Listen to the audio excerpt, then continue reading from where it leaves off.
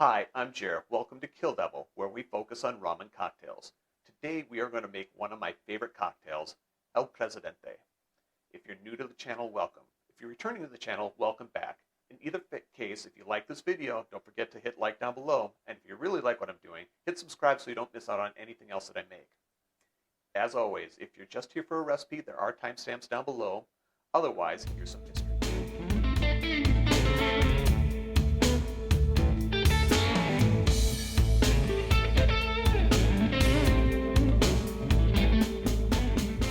We do not know the origin of El Presidente. We do know it was very popular in Cuba during the American Prohibition. One of the bartenders that was famous for making it was Eddie Wilka, and I don't know if I'm pronouncing his last name correctly. In any case, we don't know if he created it or if he just made it popular. We also don't know why it's called El Presidente, but we figure it was named after one of the Cuban presidents. Either, let me see if I get these names right, Mario Garcia Menanal or Gerardo Machado.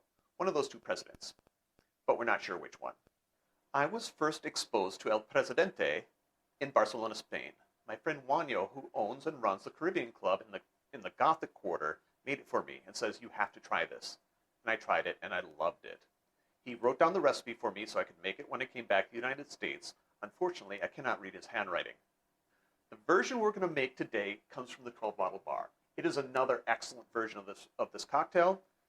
Maybe not as good as Juanjo's, but a very close second. El Presidente is a very spirit-forward cocktail. So whatever rum you put in here, you want it to be high quality. A low-quality rum will make a low-quality cocktail, and you probably won't enjoy it.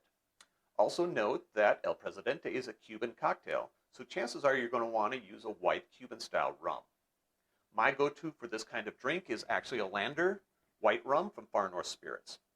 However, one time I did run out of a Lander, and I swapped in their aged rum instead, and I found I liked that a little bit better.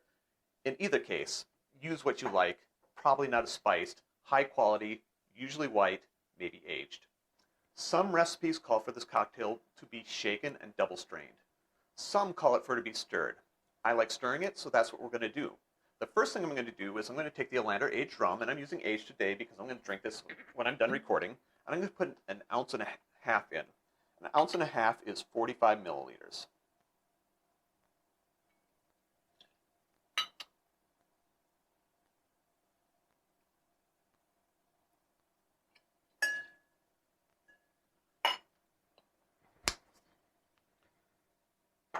Next, orange liqueur. In this case, I'm using a dry curacao, and I'm going to put in 1 teaspoon of it, which is 5 milliliters.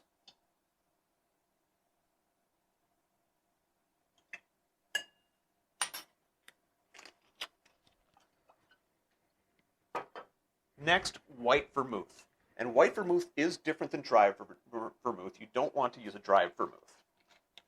So I'm going to put in 3/4 ounces, which is 22.5 milliliters, of the white vermouth.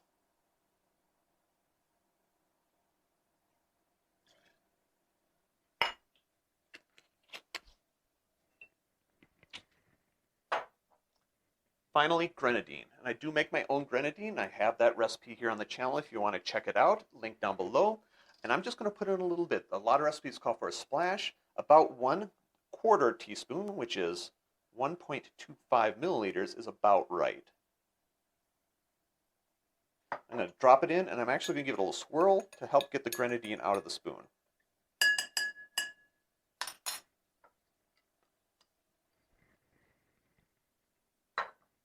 Now I'm going to get some ice. Ice in hand, ice in glass.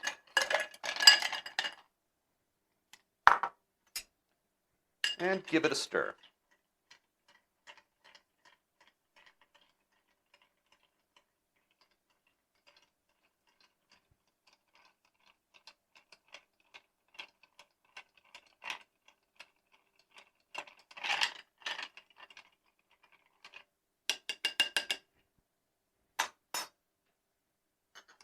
Coupe, Hawthorne strainer, and strain.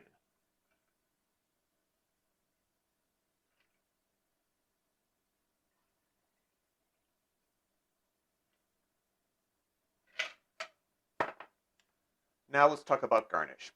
Some recipes call for a cherry. Some recipes call for some sort of orange. 12 Hour Bar calls for a slice of orange, which in my coupe is going to dominate, and I don't like that.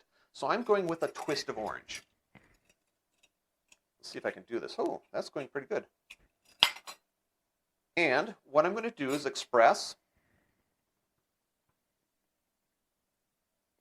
wipe, and discard. And for the sake of completeness, just to show you what this is like, I'm going to put in a cherry.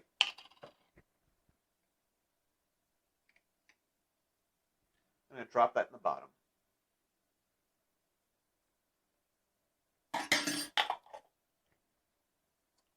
And there you have it. El Presidente. Drink with good spirits.